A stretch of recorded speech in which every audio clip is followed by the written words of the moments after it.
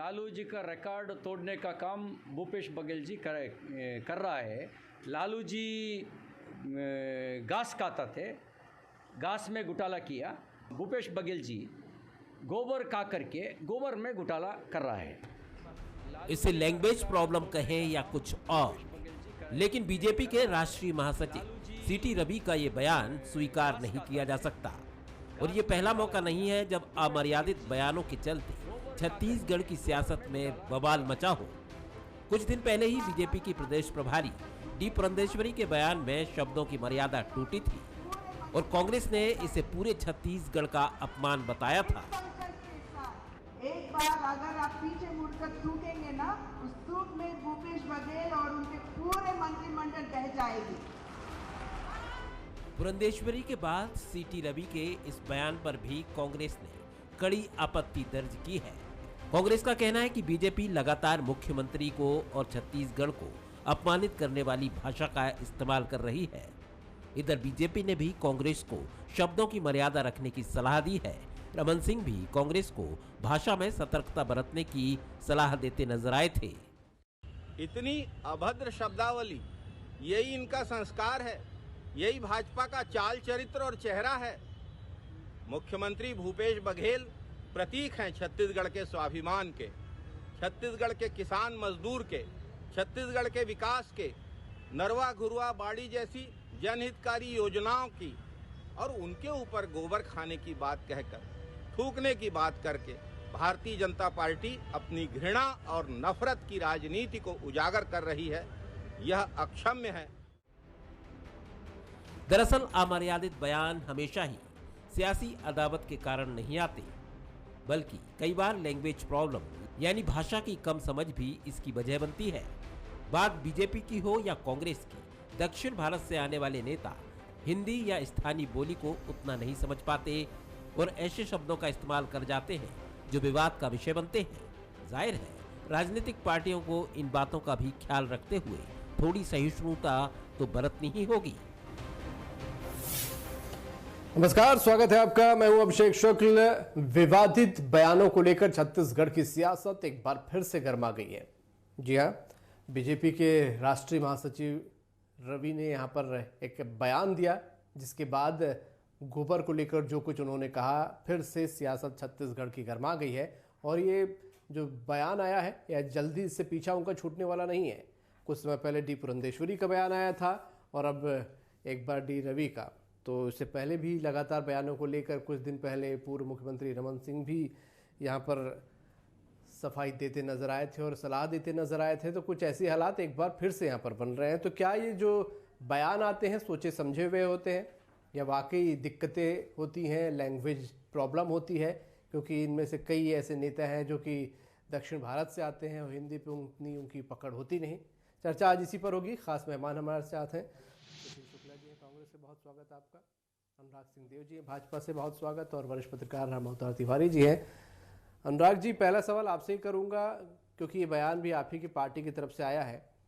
ये बयान जैसा कि आज रवि जी ने दिया गोबर खाने को लेकर, या डी पुरंदेश्वरी जी का इससे पहले बयान आया, आप कैसे देखते हैं? क्या सोचा समझा हुआ बयान इसे देखते हैं, या वो दक्षिण भारतीय हैं इसलिए शब्दों पर हिंदी में उतनी उनकी पकड़ नहीं होती इसलिए इस प्रकार के बयान आ जाते हैं?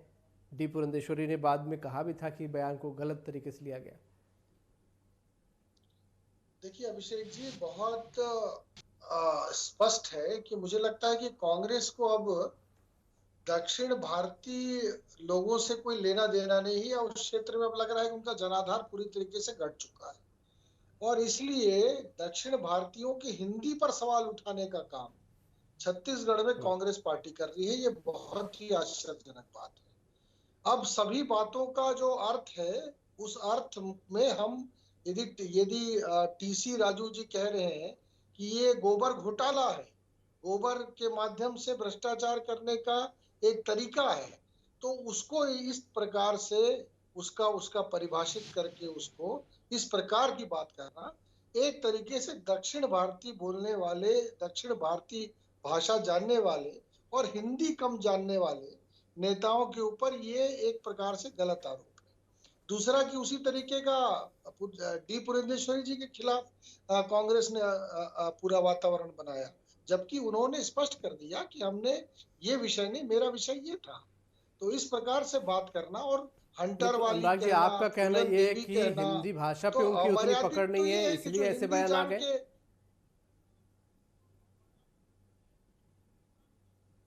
हेलो जी। जी अनुराग जी, हिंदी भाषा पे आपके पुरंदेश्वरी जी के बयान की बात करें या रवि जी के बयान करें, बात हिंदी पे उतनी पकड़ नहीं है, इसलिए ऐसे बयान उनके मुंह से निकले, आप ये कहना चाह रहे हैं? निश्चित रूप से अभिषेक जी, वो तो बिल्कुल स्पष्ट है कि चूंकि हिंदी बहुत क्लियरली वो नहीं बोल सकते हैं, इसलिए जो राजनीति ठीक। में जो भाषण देने के तरीके रहते हैं उसमें उनके तरफ से ऐसे शब्द निकलते हैं जिसको पकड़ के ये राजनीति करना चाह रहे हैं। ये तो बहुत ठीक, आश्चर्यजनक मैं बात इस है। पे एक सुशील जी की भी और छोटी टिप्पणी मैं लेता हूँ आरोप ये अनुराग जी, लगाना फिर हम चाहता इस हूँ चर्चा को अभिषेक आगे जी। बढ़ाते हैं। सुशील जी, आनंद अनुराग जी भी कह रहे हैं कि लैंग्वेज वाली दिक्कत होती है दक्षिण भारतीय जो नेता होते हैं खास तौर पे, और कई बार वो ऐसे मुहावरे बोल जाते हैं या ऐसे शब्दों का प्रयोग कर जाते हैं जिसका अर्थ भी शायद उनको पता नहीं होता।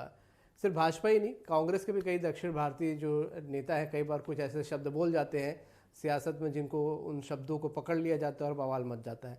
क्या आप भी इससे आपको लगता है कि ये वाकई लैंग्वेज वाली दिक्कत है? सिटी रवि कोई म्युनिसिपल कॉर्पोरेशन के पार्षद नहीं है। सिटी रवि किसी राजनीतिक दल के वार्ड कॉर्पोरेशन के पार्षद नहीं है। सिटी रवि किसी राजनीतिक दल के वार्ड अध्यक्ष नहीं है। सिटी रवि इस देश की सत्तारूढ़ पार्टी के राष्ट्रीय महासचिव हैं। यदि वो कोई चीज़ बोलेंगे, कोई चीज़ कहेंगे तो उसके मायने निकलेंगे और निकाले जाएंगे। सिटी रवि ने यदि जो माननीय मुख्यमंत्री जी के लिए गोबर खाने जैसे शब्द का प्रयोग किया है, यदि वह उनकी भाषा प्रॉब्लम के कारण था, तो भारतीय जनता पार्टी का पूरा सेक्रेटरिएट बैठा हुआ है, पार्टी का कार्यालय बैठा हुआ है, भारतीय जनता पार्टी के आधा दर्जन प्रवक्ता बैठे हुए हैं, भारतीय जनता पार्टी के बड़े बड़े दिग्गज नेता यहाँ बैठे हुए हैं। पिछले 6 घंटे में सिटी रवि के बयान के बारे में भारतीय जनता पार्टी ने स्पष्टीकरण क्यों नहीं दिया?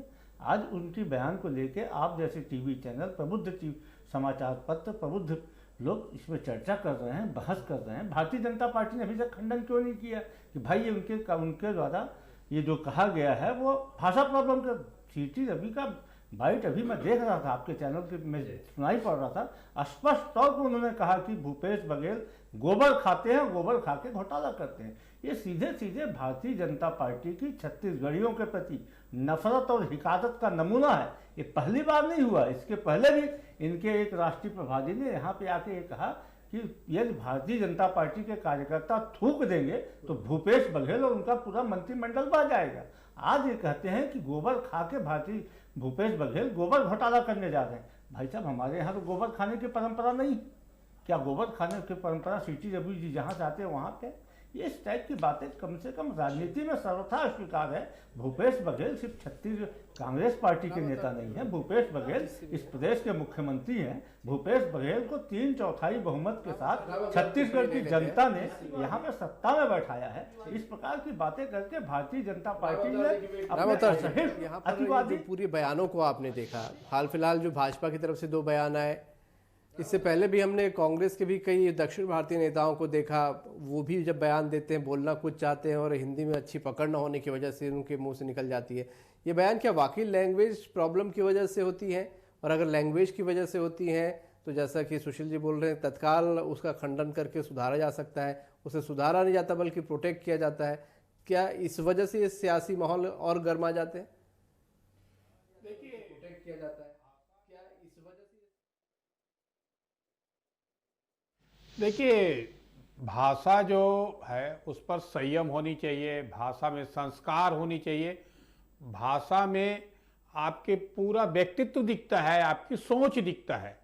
तो आप किस तरह की सोच रखते हैं और किस तरह की भाषा बोलते हैं वो आपका स्तर दिखाता है। इसलिए आदमी को संयमित और मधुर वचन बोलना चाहिए, ये कहा जाता है। परंतु राजनीतिक दलों में दिनों दिन जो है कमर के नीचे जो एक तरह से कहा जाता है, उस तरह के बयान आते हैं, असंसदीय बयान, गैर जिम्मेदाराना बयान, क्योंकि वो सुर्खियां बन जाती हैं, क्योंकि उस तरह की मीडिया में इस तरह की खबरों की एक हेडलाइन चल जाती है, जल्दी हल्ला ब्रिगेड जो एक तैयार होता है वो इसी तरह के गतिविधियों को लेकर है। उसमें भी भाषाई दिक्कत होगी क्योंकि दक्षिण के हैं, तो उसमें भी दक्षिण के बहुत सारे लोगों को हम देखते हैं कि बहुत संयमित और जो सरकार के कामकाज, उसकी सोच, कामकाज के तरीके और उसकी योजनाएं, जो जनता के लिए योजना महत्वपूर्ण है, उन योजनाओं पर, संगठन के मजबूती पर, संगठन की सक्रियता पर इस तरह से बात की जा सकती है। अब वो किस उद्देश्य से किस तरह की बोले हैं वो उनका एक दो दिन बाद हो सकता है, जब ज़्यादा प्रतिक्रिया हो उसके बाद खंडन आ जाए कि जैसा है कि इसके पहले भाजपा के राष्ट्रीय महासचिव का आ चुका है। तो इस तरह से जब दक्षिण के आ रहे हैं तो नेता जो है उनको एक तरह से संयमित रखे, क्योंकि मुख्यमंत्री किसी राजनीतिक दल के अब नहीं है, मुख्यमंत्री सभी के मुख्यमंत्री हैं, उनकी मर्यादा, उनका सम्मान जो है वो सभी के लिए जरूरी है। और चाहे ना भी हो, जैसे पूर्व मुख्यमंत्री रमन सिंह है, बयानबाजियां होती हैं, अगर लैंग्वेज की वजह से ये दिक्कत होती है तो क्या राजनीतिक दलों को खंडन नहीं कर देना चाहिए बजाय कि प्रोटेक्ट करने के? और प्रोटेक्ट करने से शायद सियासी माहौल गर्माते हैं और जो वो बोलना भी नहीं चाहते वो कई बार ऐसी बातें बोल जाते हैं और उस पर खंडन न करने से उस पर और सियासी बयानबाजी आने लगते हैं।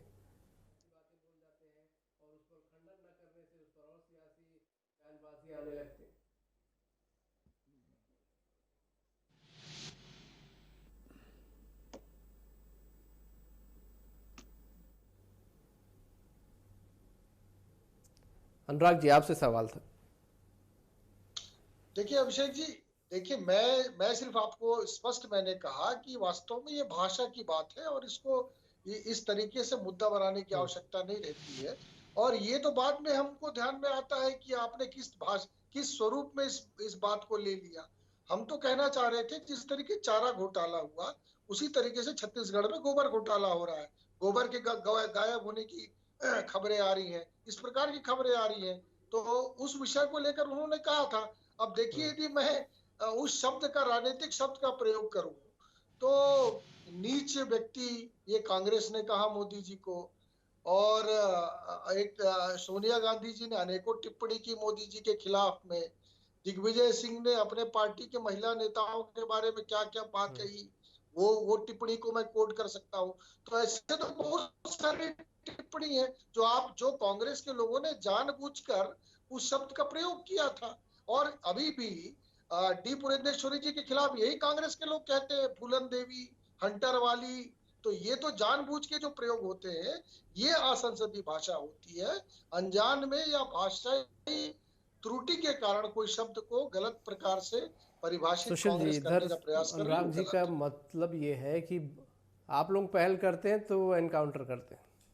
देखिए अभिषेक जी, हमने कोई पहल नहीं है, मामले के तह में जाना होगा। देखिए अभिषेक जी, हमने कोई पहल नहीं की, इस मामले के तह में जाना होगा। दरअसल मैं बता दूं आपको कि जब होता यह है कि भारतीय जनता पार्टी की जो प्रशासनिक इकाई है, प्रशासनिक इकाई से मेरा मतलब यह है कि कल ही आपने देखा होगा कि छत्तीसगढ़ की गोधन न्याय योजना, छत्तीसगढ़ के नरवा गरवा घुरवा बाड़ी योजना को माननीय प्रधानमंत्री जी ने खुले दिल से सराहा।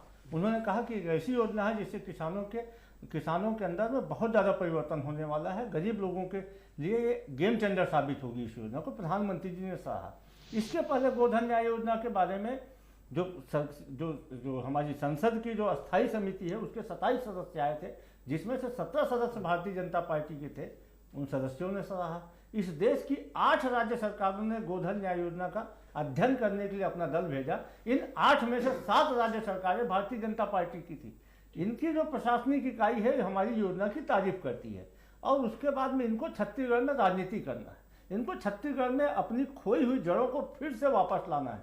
इसलिए इस प्रकार की अनर्गल बयानबाजी, ये मैं इस बात को अस्वीकार करता हूं कि ये लैंग्वेज प्रॉब्लम के कारण सीटी रवि ने इस चीज को बोला है या लैंग्वेज प्रॉब्लम के कारण पुरंदेश्वरी जी ने थूकने वाली बात कही थी। ये भारतीय जनता पार्टी की एक रणनीतिक चाल है, क्योंकि इस योजना की पूरे देश में प्रशंसा हो रही है, इस योजना की भूरी भूरी प्रशंसा हो रही है। इसलिए जानबूझ के इस योजना के बारे में अपनी वो ध्यान आकर्षित करने के लिए एक घोटाले की बात करते हैं। मैं आपको बता दूं, एक ऐसी योजना है आदरणीय अभिषेक जी, जिसमें गोबर सेकने वाली महिलाएं, गोबर बिनने वाली छोटी छोटी महिलाएं, ये ऐसी योजना है जो छोटे लोगों के लिए बनाई गई है, बिल्कुल जिनकी की न्यूनतम आय है, गरीबी रेखा से भी नीचे, जो गाय चराते हैं, भैंस चराते हैं, गोबर बिनते हैं, पशुपालक हैं, उनके लिए बनाई गई योजना है। 100 करोड़ रुपए, मात्र 100 करोड़ रुपए का अभी तक इस योजना में भुगतान हुआ है, लेकिन इस 100 करोड़ रुपए ऐसे लोगों के पास पहुंचा है जिनके पास की 50 रुपए भी जाता है, तो उनके लिए दल के लोग बैठे। मैं आप दोनों से सवाल करना चाहूंगा, सवाल कॉमन ही है,